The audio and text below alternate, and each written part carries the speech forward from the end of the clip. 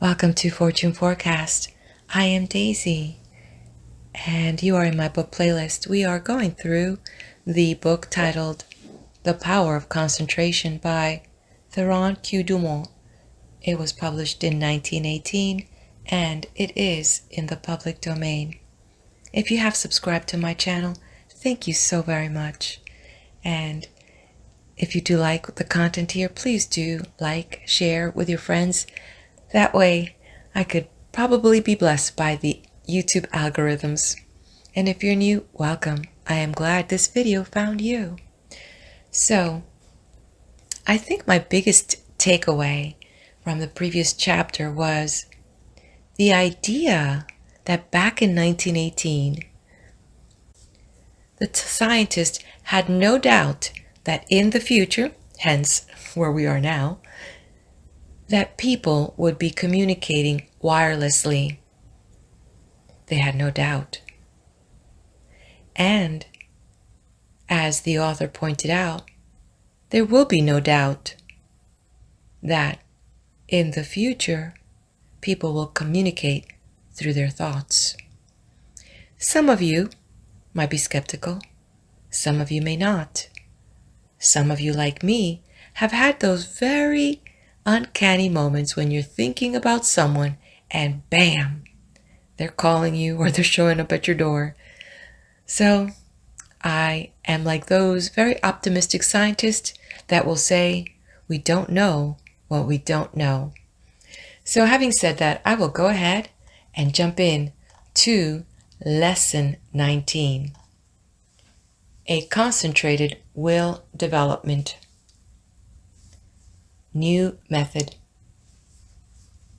You will find in this chapter a most effective and most practical method of developing the will.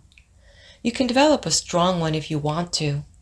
You can make your will a dynamo to draw to you untold power.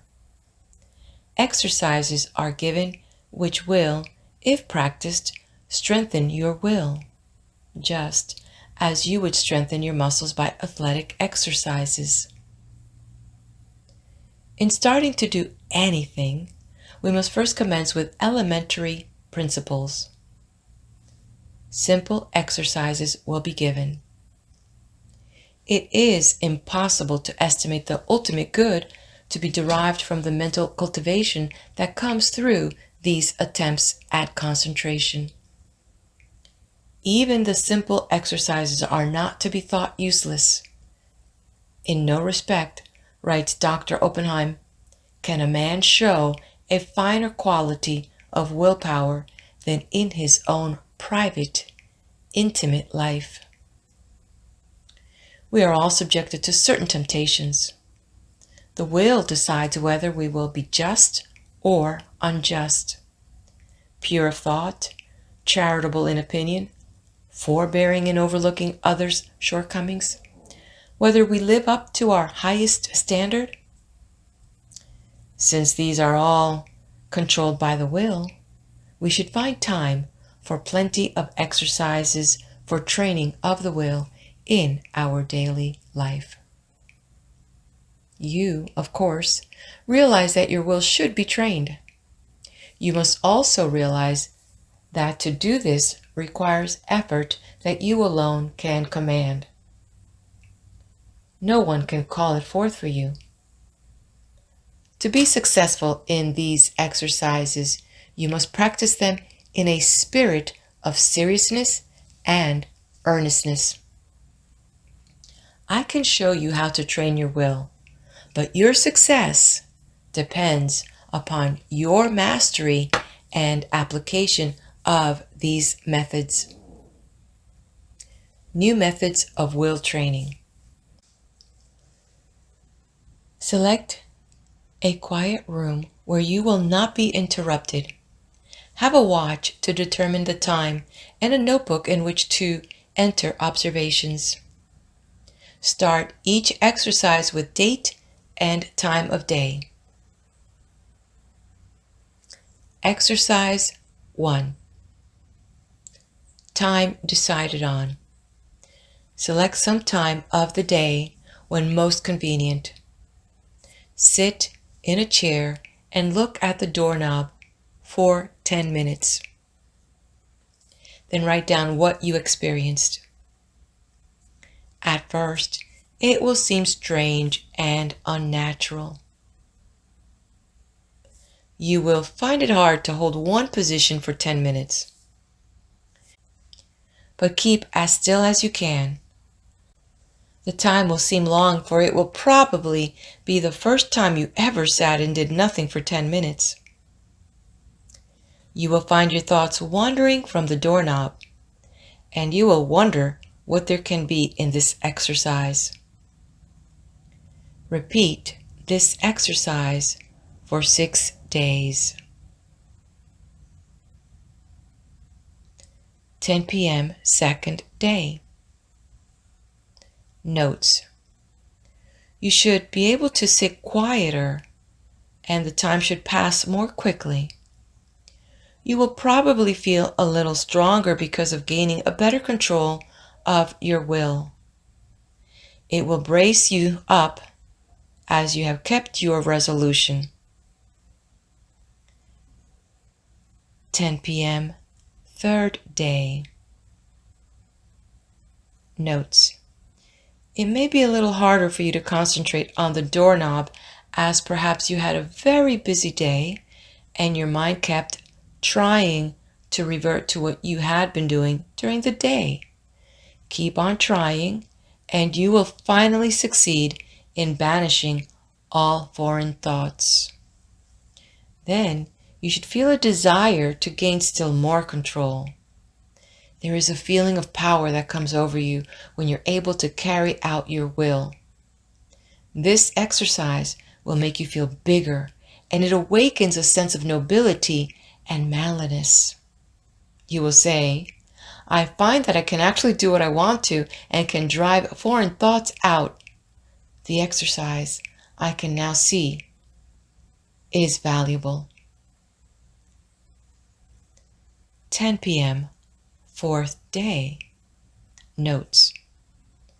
I found that I could look at the doorknob and concentrate my attention on it at once. Have overcome the tendency to move my legs. No other thoughts try to enter, as I have established the fact that I can do what I want to do and do not have to be directed. I feel that I am gaining in mental strength. I can now see the wonderful value of being the master of my own will force. I know now if I make a resolution, I will keep it. I have more self-confidence and can feel my self-control increasing. 10 p.m. fifth day. Notes. Each day I seem to increase the intensity of my concentration. I feel that I can center my attention on anything I wish. 10 p.m. sixth day. Notes. I can instantly center my whole attention on the doorknob, feel that I have thoroughly mastered this exercise and that I am ready for another. You have practiced this exercise enough, but before you start another, I want you to write a summary of just how successful you were in controlling the flitting impulses of the mind and will. You will find this an excellent practice. There is nothing more beneficial to the mind than to pay close attention to its own wonderful, subtle activities. Exercise 2. Secure a package of playing cards. Select some time to do the exercise. Each day, at the appointed time, take the pack in one hand and then start laying them down on top of each other, just as slowly as you can, with an even motion. Try to get them as even as possible. Each card laid down should completely cover the under one. Do this exercise for 6 days. First day. Notes. Task will seem tedious and tiresome, requires the closest concentration to make each card completely cover the preceding one. You will probably want to lay them down faster. It requires patience to lay them down so slowly, but benefit is lost if not so placed. You will find that at first your motions will be jerky and impetuous. It will require a little practice before you gain an easy control over your hands and arms. You probably have never tried to do anything in such a calm way. It will require the closest attention of your will, but you will find that you are acquiring a calmness you never had before. You are gradually acquiring new powers. You recognize how impulsive and impetuous you have been and how, by using your will, you can control your temperament. Second day. Notes. You start laying the cards down slowly. You will find that by practice you can lay them down much faster, but you want to lay them down slowly, and therefore you have to watch yourself. The slow, steady movement is worrisome. You have to conquer the desire of wanting to hurry up. Soon you will find that you can go slowly or fast at will. Third day. Notes. You still find it hard to go slowly. Your will urges you to go faster. This is especially true if you are impulsive, as the impulsive character finds it very difficult to do anything slowly and deliberately. It goes against the grain. This exercise still is tiresome, but when you do it, braces you up mentally. You are accomplishing something you do not like to do. It teaches you how to concentrate on disagreeable tasks. Writing these notes down, you will find very helpful. Fourth day. Notes. I find that I'm beginning to place the cards in a mathematical way. I find one card is not completely covering another. I am getting a little careless and must be more careful. I command my will to concentrate more. It does not seem so hard to bring it under control. Fifth day. Notes. I find that I'm overcoming my jerky movements, that I can lay the cards down slowly and steadily. I feel that I am rapidly gaining more poise. I am getting better control over my will each day, and my will completely controls my movements. I begin to look on my will as a great governing power. I would not think of parting with the knowledge of will I have gained. I find it is a good exercise and know it will help me to accomplish my tasks. Sixth day. Notes. I begin to feel the wonderful possibilities of the will. It gives me strength to think of the power of will. I am able to do so much more and better work now that I realize that I can control my will action. Whatever my task, my will is concentrated on it. I am to keep my will centered there until the task is finished. The more closely and definitely I determine what I shall do, the more easily the will carries it out. Determination imparts compelling force to the will. It exerts itself more. The will and the end act and react on each other. Seventh day. Notes. Now try to do everything you do today faster. Don't hurry or become nervous. Just try to do everything faster, but in a steady manner. You will find that the exercises you have practiced in retardation have steadied your nerves and thereby made it possible to increase your speed. The will is under your command. Make it carry out resolutions rapidly. This is how you build up your self-control and your self-command. It is then that the human machine acts as its author dictates. You certainly should now be able to judge of the great benefit that becomes from writing out your introspections each day. Of course, you will not have the exact experiences given in these examples, but some of these will fit your case. Be careful to study your experiences carefully and make as true a report as you can. Describe your feelings just as they seem to you. Allow your fancies to color your report, and it will be worthless. You have pictured conditions as you see them. In a few months, if you again try the same exercises, you will find your report very much better. By these introspections, we learn to know ourselves better, and with this knowledge can wonderfully increase our efficiency. As you become used to writing out your report, it will be more accurate. You thus learn how to govern your impulse, activities, and weaknesses.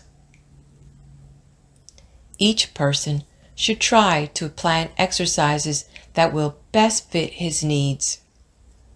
If not convenient for you to practice exercises every day, take them 2 or 3 times a week, but carry out any plan you decide to try.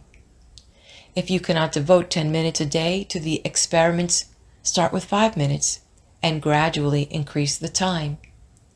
The exercises given are only intended for examples. Will training without exercise. There are many people that do not want to take the time to practice exercises, so the following instructions for training the will are given to them. By willing and realizing, the will grows. Therefore, the more you will, the more it grows and builds up power. No matter whether your task is big or small, make it a rule to accomplish it in order to fortify your will.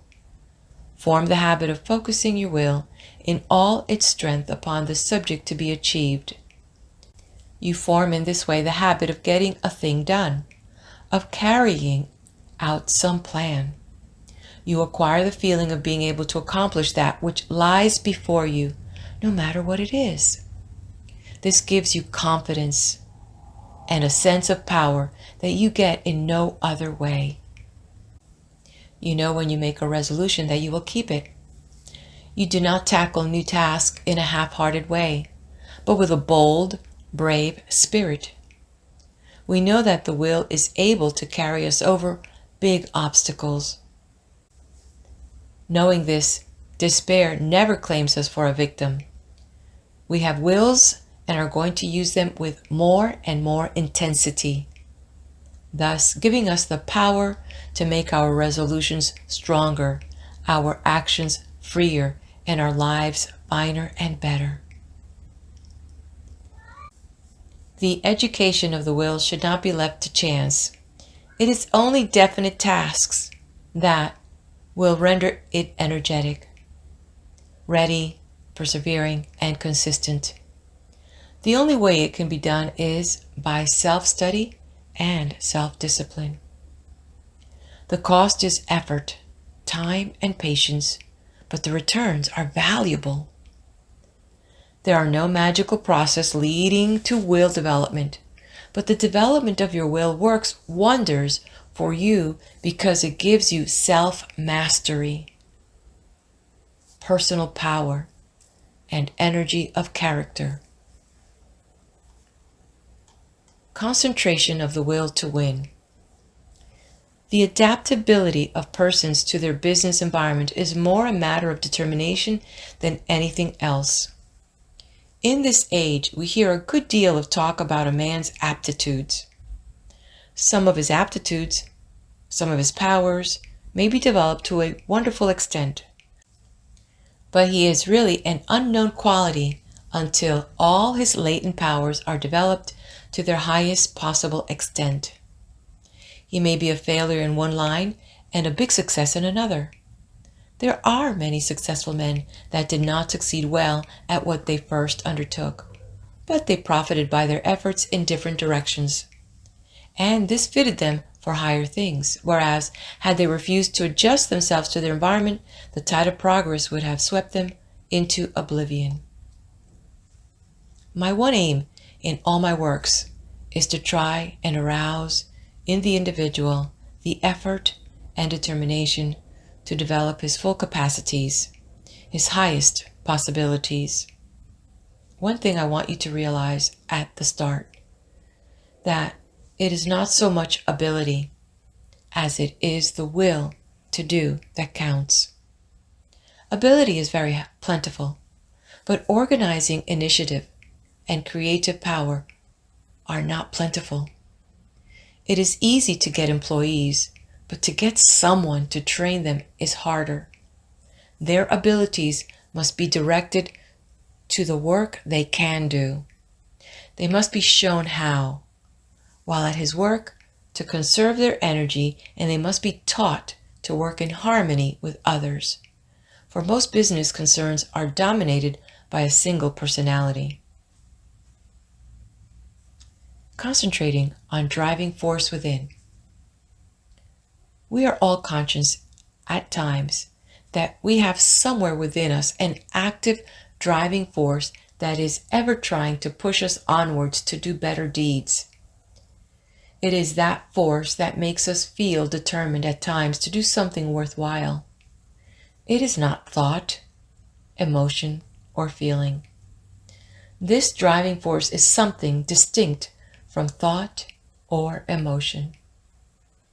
It is a quality of the soul, and therefore it has a consciousness all its own. It is the I will do. It is the force that makes the will concentrate. Many have felt this force working within them, driving them on to accomplish their tasks. All great men and women become conscious that this supreme and powerful force is their ally in carrying out great resolutions. This driving force is within all, but until you reach a certain stage, you do not become aware of it. It is most useful to the worthy. It springs up naturally without any thought of training. It comes unprovoked and leaves unnoticed. Just what this force is, we do not know, but we do know that it is what intensifies the will in demanding just and harmonious action. The ordinary human being, merely as merchandise, if he could be sold as a slave, would be worth $10,000. If somebody gave you a $5,000 automobile, you would take very good care of it. You wouldn't put sand in the carburetor, or mix water with the gasoline, or drive it fiercely over rough roads, or leave out to freeze at night. Are you quite sure that you take care of your own body, your own health, your own real property, as well as you would take care of a $5,000 automobile if it were given to you? The man who mixes whiskey with his blood is more foolish than a man would be if he mixed water with gasoline in his car. You can get another car. You cannot get another body. The man who misses sleep, lives irregularly, bolts his food so that his blood supply is imperfect. That is a foolish man treating himself as he would not treat any other valuable piece of property. Do you try to talk with men and women who know more than you do? And do you listen rather than try to tell them what you know? There are 100,000 men of 50 and men of 60 running along in the old rut, any one of whom could get out of it and be counted among the successful men if only the spark could be found to explode the energy within them, now going to waste. Each man must study and solve his own problem. And this concludes Lesson 19.